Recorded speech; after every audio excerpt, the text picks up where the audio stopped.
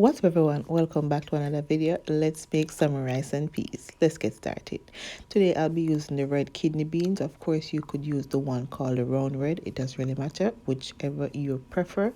So I'm just going to go in with about half of the bag, and then I'm going to go ahead and wash this up a couple of times just to remove any dirt that's on the peas, or sometimes there's stones in it, so you want to sort it and make sure there's no stones. So I went ahead, washed this up a couple of times. Now I'm going to catch some water in it to cook the peas. We want enough to cook the peas. And of course, you could soak your peas overnight to minimize the cooking time. Mine was perfect. So I went in with some garlic clove and some pimento seeds, and I'm going to allow this to boil.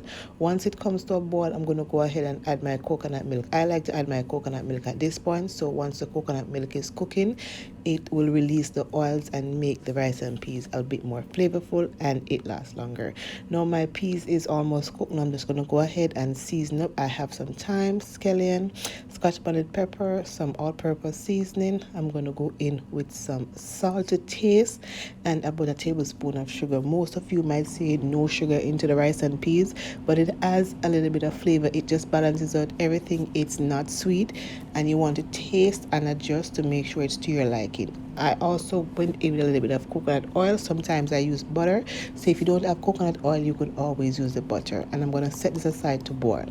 In the meantime, I went ahead and washed up my rice. Today I'll be using the parboil rice. I use multiple rice. I've used basmati, jasmine, whatever. But today I feel like using some parboil rice. And I'm going to go ahead, add my rice to the pot, give it a good stir, and allow this to cook for about 15 to 20 minutes on medium to low heat. You want to turn, once you add the rice, you want to turn your flame down or your rice will burn in the bottom. After 20 minutes, this is what my rice is looking like. It is nice and cooked, and I'm just going to go ahead and fluff it. I'm just going to go ahead and remove the thyme stems from the rice and fluff it. And trust me guys, this was super delicious. We didn't even need a meat to go with this. It was that good. So I'm just going to go ahead and just fluff up the rice. And let me tell you, this one is a keeper. You should try this recipe. And I will leave a liquid to rice ratio down below. And of course, you could taste and adjust to your liking, add whatever you want. And you could leave it whatever you don't like. And at this point, the rice is done. And I'm just going to go ahead and show you how I serve mine up.